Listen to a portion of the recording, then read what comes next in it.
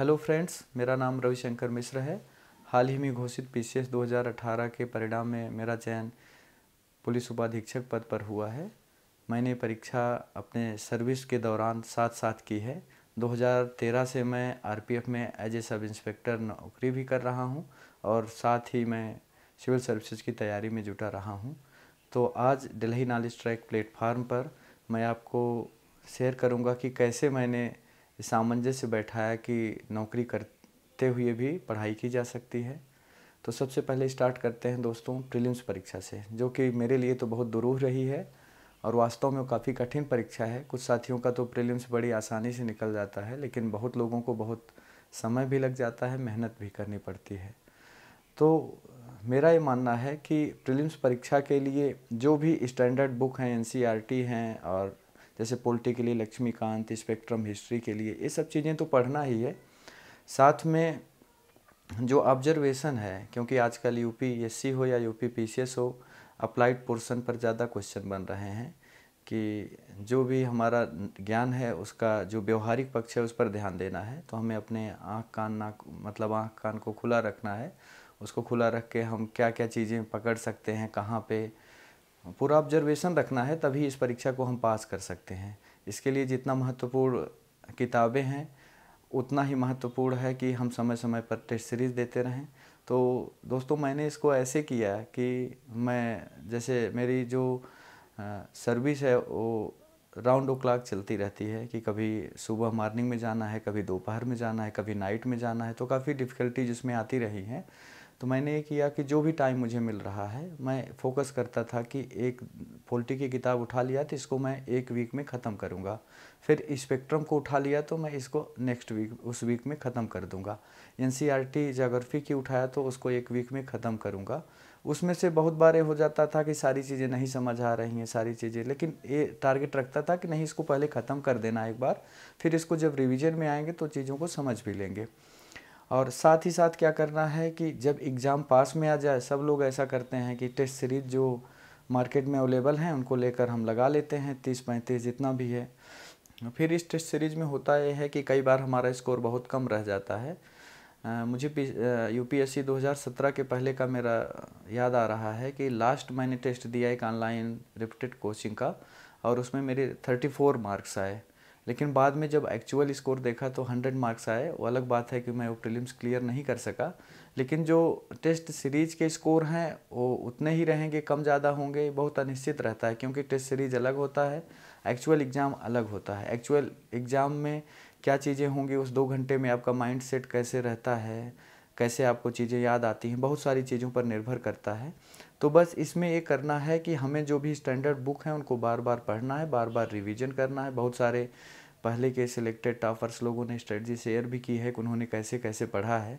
मेरा तो यही मानना है कि अगर आप टाइम मैनेजमेंट एग्ज़ाम के टाइम पे और उसके पहले सही से कर लेते हैं, उसको सही से रिवाइज हो जाए चीज़ें जो पढ़े हुए हैं। बहुत बार ऐसा आता है कि लास्ट टाइम पे हम अपनी जो है आशा को खोते रहते हैं, उस वजह से एग्ज़ाम ख़राब हो जाता है, जबकि हमें इन्फॉर्मेशन पर्याप्त रहती है। तो अंत तक धैर्य बना के रखना है, क्योंकि कितना भी पढ़ लें हम, अंतिम में लगेगा कि हमने कम पढ़ा है और एग्ज़ाम के दिन ये लगता है कि बहुत सारी चीज़ें तो हमने ऐसा पढ़ा है जिसकी ज़रूरत भी नहीं थी। ये सबके साथ होता है और हमेशा ही होता रहेगा। तो इसमें ये करना है प्रीलिम्स परीक्षा में कि सारी किताबों को पढ़ के समय समय पर रिवीजन करते रहें। वो लोग जो स्पेशली काम के साथ पढ़ाई करना चाहते हैं, पार्ट टाइम जॉब कर रहे हैं या फुल टाइम जॉब कर रहे हैं, उनके लिए यही मेरा संदेश है कि आप इसको बहुत आसानी से कर सकते हैं। बस ये है कि डेडिकेशन होना चाहिए, हमेशा आप मोटिवेटेड रहिए और एक टारगेट बनाइए। किसी एक दिन पढ़ाई नहीं हुई तो परेशान नहीं होना है। ऐसा कई बार होता है कि एक हफ्ता भर हमारी पढ़ाई नहीं हुई, लेकिन उसको अगले हफ्ते में पूरा कर लेना है, दुरुस्त कर लेना है। और एक टाइम आपको ये चीज़ें छोड़ना पड़ेगा कि दिन है या रात है, आपको लगातार जुटे रहना पड़ेगा कि आज आपको ये चीज़ें ख़त्म करना है। तो 10 घंटा 12 घंटा जो भी लग जाए, इतनी आप जिजीविषा से और पूरे ऊर्जा के साथ लगेंगे तो निश्चित रूप से हो जाएगा। अब मैं बात करता हूँ मेंस की स्ट्रेटजी की। तो मेंस में क्या है कि जीएस के 4 पेपर हैं, एसए है और ऑप्शनल के पेपर हैं। तो हिंदी माध्यम से मेरा रहा है, मैंने हिंदी माध्यम से परीक्षा उत्तीर्ण की है। तो हिंदी माध्यम के छात्रों की जो कठिनाइयाँ होती हैं उसको मैं अच्छे से समझता हूँ, इसलिए मेरा यही मानना है कि जो जीएस का पेपर है उसको कैसे तैयार किया जाए। मैं मुख्यतया जो किताबें थी प्रीलिम्स के दौरान पढ़ा था उसको रिवाइज़ किया। जो कुछ चीज़ें बच जाती हैं, जैसे विश्व इतिहास बच गया, संस्कृति का कुछ भाग बच गया, उसको अलग से पढ़ लेना है। साथ में हमें ये भी करना है कि हम आंसर राइटिंग की प्रैक्टिस करते रहें। आंसर राइटिंग मैंने दोनों तरह से किया है, एक तो लिख के आंसर राइट किया है, दूसरा माइंड आंसर राइट या मेंटल आंसर राइटिंग जिसको बोलते हैं उसको मैंने किया है। कि कोई टॉपिक पे मैं सोचता रहता था कि इस पर अगर आ गया, जैसे गरीबी आ गया तो गरीबी के कितने प्रकार हैं, या गरीबी के संबंध में क्या रिपोर्ट हैं, या केंद्र राज्य संबंध पर कोई क्वेश्चन आ गया तो इस पर कि केंद्र राज्य के संबंध किस तरह के हो सकते हैं, विधायी, कार्यपालिका या फिर जैसे भी हैं, उसके क्या अनुच्छेद हैं, क्या उसके लिए कमीशंस बने हैं, उन्हीं की क्या रिपोर्टें रही। तो इसको हमें सोचना है, जो पूछा जा रहा है उसी को लिखना है। लेकिन हो सकता है बहुत बार कि जो पूछा गया है वो आपको आ ही नहीं रहा है। ऐसे समय में जबकि 20 सवाल लिखने हैं, हमें बहुत ही टाइम का शॉर्टेज रहता है, बहुत तेज़ी से लिखना रहता है। और बहुत सारे साथियों को मैंने सुना भी है, और बात सच है कि जो पूछा जाए वही लिखना है। जो आ रहा है आपको उसको डंप नहीं करना है। सारे टीचर से भी यही बताते हैं, सिलेक्टर से भी यही बताते हैं। इस मामले में मेरी राय थोड़ा सा अलग है कि जो आ रहा है आप तो उसी को लिख पाएंगे ना, जो नहीं, जो पूछा है उसको लिखना है, लेकिन जो आ रहा है उसी से उसको मैनेज करके उसी समय में लिख देना है कि क्वेश्चन का आंसर फॉर्मेट वही हो जो पूछ रहा है, लेकिन आपको जो आ रहा है उसको इस तरह से मैनेज कर दीजिए कि आपका काम भी हो जाए। क्योंकि हमें सब चीज़ें आती रहेंगी, परीक्षा हाल में ऐसा संभव नहीं हो पाता है। और हमको टेस्ट सीरीज़ से इसको दुरुस्त करना है। मेंटल आंसर राइटिंग करने से हमें ये होगा कि कम समय में हम सोच पाएंगे जल्दी से, और टेस्ट सीरीज़ करने से एक्चुअल में हमें रियल एग्ज़ाम में ये फ़ायदा होगा कि हमारी स्पीड भी बढ़ी रहेगी और हम सही से उसको ढंग से लिख पाएंगे। क्योंकि इस परीक्षा का जो सिलेक्शन का मुख्य चरण है वो मुख्य परीक्षा ही है। मुख्य परीक्षा में हम जितने अच्छे अंक पाएंगे हमारा फाइनल सिलेक्शन का चांसेज उतना बढ़ जाएगा। स्पेशली यूपी पीसीएस की बात करें तो अब तो साक्षात्कार मात्र 100 अंकों का हो गया है, तो मुख्य परीक्षा का रोल अपने आप में बढ़ गया है। इसलिए हमें मुख्य परीक्षा को बहुत अच्छे से फोकस करना है। मान लीजिए हमने इस बार की परीक्षा दी, आप में से बहुत सारे लोगों ने दिया है, प्रीलिम्स का स्कोर कम हो रहा है, तो आप अभी मुख्य परीक्षा की बचे हुए समय में तैयारी कर लीजिए। फिर नेक्स्ट ईयर जब प्रीलिम्स दीजिएगा तो उसको और धार देकर आगे बढ़ सकते हैं। जो भी मार्केट में अच्छे स्टैंडर्ड्स टेस्ट सीरीज़ हैं, इंग्लिश में भी हैं, तो आप उनको भी देखिए, उनके भी सवाल देख लीजिए। यूपी पीसीएस और यूपीएससी के दोनों के पुराने जो क्वेश्चन पेपर हैं उनको देखिए, क्योंकि सबसे अच्छा सीखने का मौका हमें वहीं से मिलता है। अब हम आते हैं इंटरव्यू के। तो इंटरव्यू की तैयारी के लिए मुझे लगता है कि जैसा मैं किया हूँ कि मुझे बहुत कुछ खास करने की ज़रूरत नहीं पड़ी। अब हम बात करेंगे साक्षात्कार की तैयारी कैसे की जाए।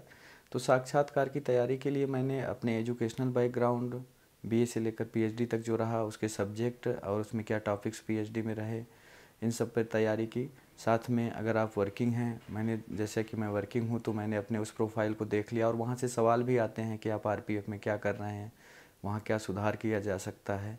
ऐसे सवाल आते हैं, स्वाभाविक भी हैं। साथ ही आपके रुचि से संबंधित सवाल भी पूछे जा सकते हैं। यूपीएससी में ज़्यादा रुचि से संबंधित सवाल आते हैं, यूपी पीसीएस में ऐसे सवाल कम आते हैं, लेकिन फिर भी। और मैं दोनों इंटरव्यू दिया हूँ, तो दोनों इंटरव्यू में जो मुझे मुख्य अंतर देखने को मिला वो यही है कि यूपीएससी के इंटरव्यू में आपको गहन ज्ञान की ज़रूरत है, जबकि यूपी पीसीएस के इंटरव्यू में आपको फैक्ट भी पता होने चाहिए। बहुत सारे फैक्ट वो इतिहास से संबंधित पूछ लेते हैं, भूगोल से संबंधित पूछ लेते हैं। कई बार आपका ऑप्शनल नहीं है, तब भी जन सामान्य से जुड़े हुए गंभीरतम सवाल आपसे पूछे जा सकते हैं। तो इन सब चीज़ों के साथ ही मैं सबसे महत्वपूर्ण चीज़ है जो मैंने देखा है कि वर्किंग प्रोफेशनल्स के साथ जो समस्याएं आती हैं टाइम मैनेजमेंट की।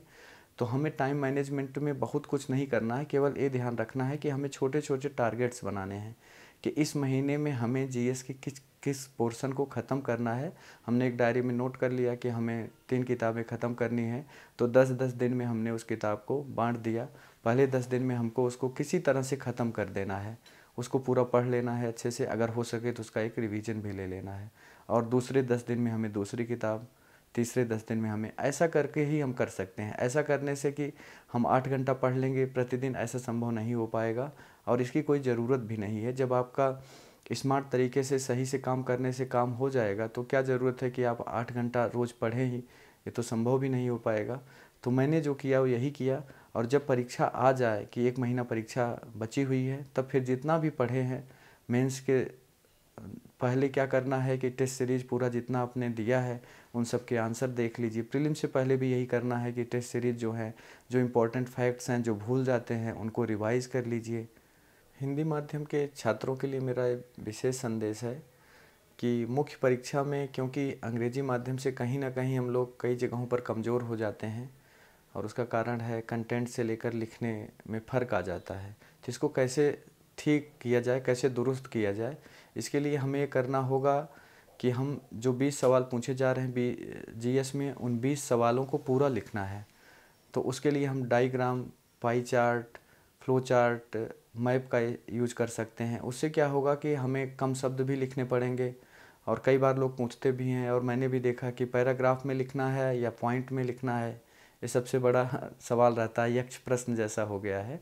तो इसमें मैंने जो किया वो ये किया कि कुछ सवाल में पैराग्राफ में लिखा, कुछ को पॉइंट में लिखा। जिसमें इन्फॉर्मेशन ज़्यादा है उसको पॉइंट में लिख सकते हैं, जिसमें इन्फॉर्मेशन कम है उसको पैराग्राफ में लिख सकते हैं। साथ ही उस सवाल से संबंधित अगर कोई डाटा है आपके पास तो उसको ज़रूर डालिए, उससे बहुत बड़ा फ़र्क पड़ता है। एग्जामिनर को ये लगेगा कि इनको चीज़ें पता हैं, अच्छे से पता हैं। और अगर ऐसी कोई report, commission, NITI Aayog, SDG goals हैं, उनका उल्लेख करना ना भूलें। और हर पेपर वाइज मैंने क्या किया कि जीएस पेपर के सारे पेपर्स की एक एक कॉपी बनाया। ऐसा ही मैंने ऑप्शनल में किया, एसए के लिए भी किया कि उससे संबंधित जो अप्रोच है, जैसे जीएस पेपर 2 के लिए हमें संविधान से संबंधित, इंटरनेशनल संबंधित रिपोर्ट की ज़रूरत पड़ेगी, तो उसको 2-4 पन्नों में हमने लिख लिया। फिर उससे संबंधित सवाल आएंगे तो उनको भूमिका या कंक्लूजन में लिखना है। साथ में जो चीज़ें पूछ रही हैं, कोशिश यही करना है कि क्वेश्चन का जो पुछल्ले शब्द हैं उनको पकड़ के रखना है को पूछ क्या रहा है, कि विश्लेषण करने को पूछ रहा है या वर्णन करने को पूछ रहा है या तथ्यात्मक सवाल है, आलोचनात्मक सवाल है, उसको पकड़ के रखना है। और कंक्लूजन में दिखाना है कि आपने पूरी कोशिश की है कि जो पूछा जा रहा है वही आप लिख रहे हैं, वही आप कर रहे हैं, आप उससे, आपका आंसर उससे अलग नहीं जा रहा है। तो अगर आप ऐसा करते हैं कि जैसा कि मैंने अपने इंग्लिश मीडियम के कई भी दोस्तों को देखा कि वो लोग स्मार्ट तरीके से आंसर लिखते हैं, तो उससे क्या हो जाता है कि 3 घंटे में आराम से मैनेज भी कर लेते हैं और उनका आंसर भी अच्छा हो जाता है। तो हमें भी ऐसा करना होगा कि उन 3 घंटों में हम 20 सवाल को कैसे करें। बहुत बार ये होता है कि हमें कुछ सवाल, और बहुत बार क्या हमेशा ही यही होगा कि हमें कुछ सवाल आ रहे हैं बहुत अच्छे से, कुछ मध्यम आ रहे हैं, कुछ नहीं आ रहे हैं। तो हमें ऐसा ही मैनेज करना है जो मैंने किया कि सबसे पहले वो सवाल जो अच्छे से आ रहे हैं उनको कर लीजिए, जो कम आ रहे हैं फिर उनको कर लीजिए, जो एकदम से नहीं आ रहे हैं अगर उनके आसपास भी हमें कुछ चीज़ें पता हैं तो उनको लिख देना है, उनको खाली नहीं छोड़ना है। क्योंकि अगर हम उससे संबंधित कुछ फैक्ट लिखेंगे तो कुछ ना कुछ अंक अवश्य मिलेंगे। अगर हम हर सवाल में 1 नंबर, आधा नंबर भी बढ़ा पाएँ तो निश्चित रूप से वो वही हमारी सफलता का मार्ग प्रशस्त करेगा। इसलिए हमें जुट जाना है, अच्छे से करना है, साथ में स्मार्ट तरीके से करना है। स्मार्ट आंसर राइटिंग प्रैक्टिस भी करनी है कि हम अगर लिख के प्रैक्टिस नहीं कर पा रहे हैं तो मेंटल आंसर राइटिंग कर सकते हैं। वर्किंग प्रोफेशनल्स के लिए स्पेशली कि आप जा रहे हैं, रास्ते में हैं, आप मन में सोचते रहिए कि सवाल आ जाएगा तो हम इसका कैसे फॉर्मेट बनाएंगे, कैसे लिख लेंगे। तो ये चीज़ें निश्चित रूप से एग्जामिनेशन हॉल में कोई भी आदमी हो, कोई भी परीक्षार्थी हो, सबको सोचना पड़ता है। कुछ लोग सेकंड में सोच लेते हैं, कुछ को सोचने में मिनट लग जाएगा, तो आप आराम से उसको सोच के लिख सकते हैं। निबंध के लिए भी प्रश्न होता है कि हमें कैसा लिखना चाहिए, कैसा करना चाहिए। यूपी पीसीएस में तो इसके लिए सिलेबस में ही 3 भागों में विभाजित किया गया है। तो हम ये कर सकते हैं कि तीनों भाग से संबंधित कुछ चुनिंदा विषय को चुन लें और उससे संबंधित डाटा को इकट्ठा कर लें और उस पर हम कुछ निबंध लिख कर देख लें और किसी अपने दोस्त से या किसी टीचर से चेक करा लें, तो हमें पता चल जाएगा कि हम कैसा कर पा रहे हैं, कितना सही जा रहे हैं, सही दिशा में जा रहे हैं कि नहीं जा रहे हैं। और टाइम मैनेजमेंट एग्जामिनेशन में भी और एग्जामिनेशन से पहले भी सबसे महत्वपूर्ण की है सफलता की, क्योंकि बिना टाइम मैनेजमेंट के, हमने सुना भी है, देखा भी है, आप में से बहुत सारे लोग देख रहे होंगे, जान रहे होंगे कि होता यह है कि हम आते हुए सवाल को छोड़ के आ रहे हैं, बिना आते हुए सवाल पर उलझ गए। तो हमें इन सब कमियों पर ध्यान देना है कि ऐसी कमियां ना हो पाएँ, क्योंकि प्रीलिम्स निकालना आज के समय में बहुत मुश्किल होता जा रहा है धीरे धीरे। कुछ लोगों के लिए तो प्रीलिम्स निकालना उतना कठिन भले ना रहा हो, लेकिन प्रीलिम्स निकालना मुश्किल होता जाएगा। आगे आने वाले समय में कंपटीशन जैसे बढ़ता जाएगा, होता जाएगा, तो हमें ये करना है कि अगर हम एक ही मेंस देने को मिले तो उसी मेंस में हमें फाइनल सिलेक्शन ले लेना है। और इसके लिए हमें यही करना होगा कि आंसर राइटिंग पर फोकस करें। और इसके लिए मैं, अगर और भी लोग चाहेंगे, आप लोग चाहेंगे और कहेंगे तो विस्तृत स्ट्रेटजी के साथ फिर उपस्थित होऊंगा। धन्यवाद।